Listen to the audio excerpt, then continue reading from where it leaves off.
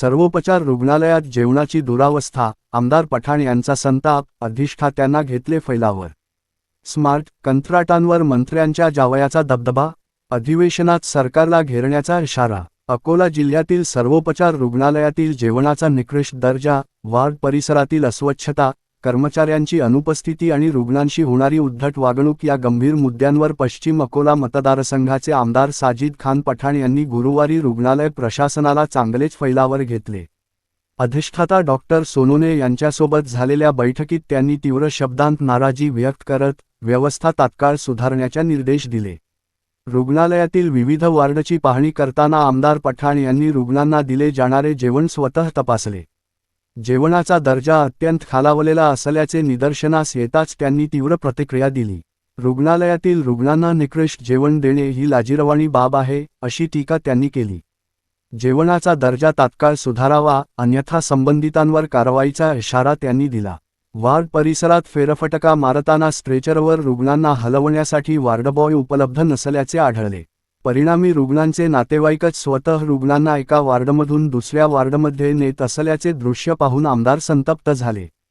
ही बाब अत्यंत निंदनीय असून व्यवस्था सुधारली नाही तर प्रशासनाला जड जाईल, असा दम त्यांनी दिला. पाहणीदरम्यान अनेक रुग्ण व त्यांच्या नातेवाईकांनी कर्मचाऱ्यांकडून उद्धट वागणूक मिळत असल्याच्या तक्रारी केल्या. यावर आमदारांनी संबंधित कर्मचाऱ्यांना वर्तणूक सुधारण्याच्या स्पष्ट सूचना दिल्या. हे रुग्णालय जनतेच्या सेवेसाठी आहे, त्रास देण्यासाठी नाही, असे स्पष्ट शब्दांत त्यांनी बजावले. रुग्णालयातील अनेक कंत्राटे एका मंत्र्याच्या जावयाला देण्यात आल्याची चर्चा असल्याचा मुद्दा उपस्थित करत आमदार पठाण यांनी या कंपनीचा अंधाधुंद कारभार सुरू असल्याचा आरोप केला. कंत्राटदारांवर कोणाचेही नियंत्रण नसल्याने रुग्णालयातील सेवा कोलमडली आहे. याबाबत अधिवेशनात सरकारला जाब विचारणार, असे त्यांनी स्पष्ट केले.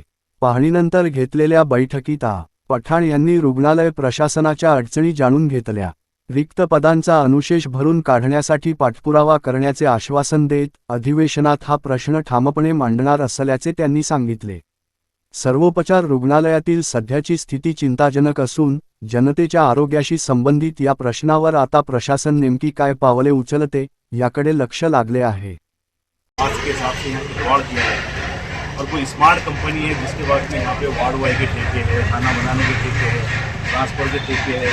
तो मेरे को ऐसा मालूम पड़ा कि सत्ता में बैठे किसी मंत्री की जवाई की वो कंपनी, इसलिए यहाँ के अधिकारी उनसे काम नहीं ले पाते. यहाँ का डीन उनको धमका नहीं सकता, तो यहाँ की व्यवस्था उससे डरती है.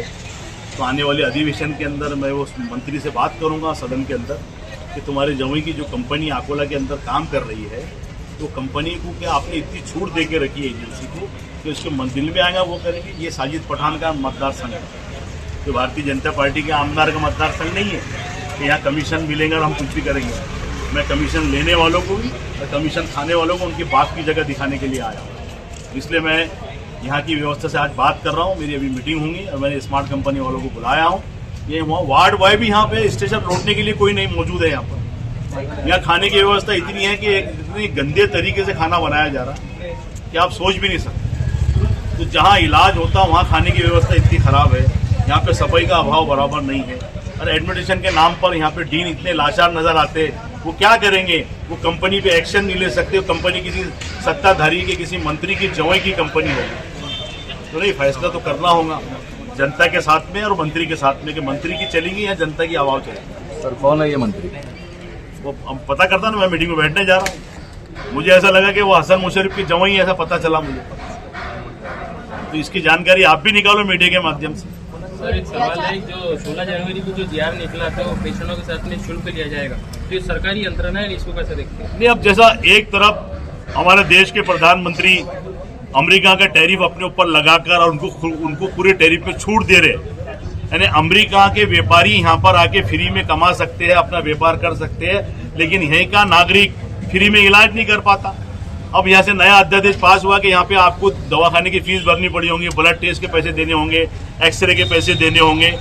तो यहाँ अमेरिका को छूट मिल सकती है इस देश के अंदर, लेकिन यहाँ के नागरिक को फ्री में दवा नहीं मिल सकती. ये विषय तो अधिवेशन में उठेगा कि आप यहाँ के गरीब लोगों से पैसा वसूल रहे और यहाँ पे जो सिक्योरिटी गार्ड है वो इतनी दादागिरी कर रही कि यहाँ पे लोग डर रहे हैं पेशेंट अपनी आवाज़ उठाने के लिए भी. और यहाँ पे जो वार्ड बॉय है, जो नर्सें हैं, उनकी इतनी दादागिरी है कि वो पेशेंटों के ऊपर हाथ डालते, उनको गाली देते, तो ये नहीं चलेगा।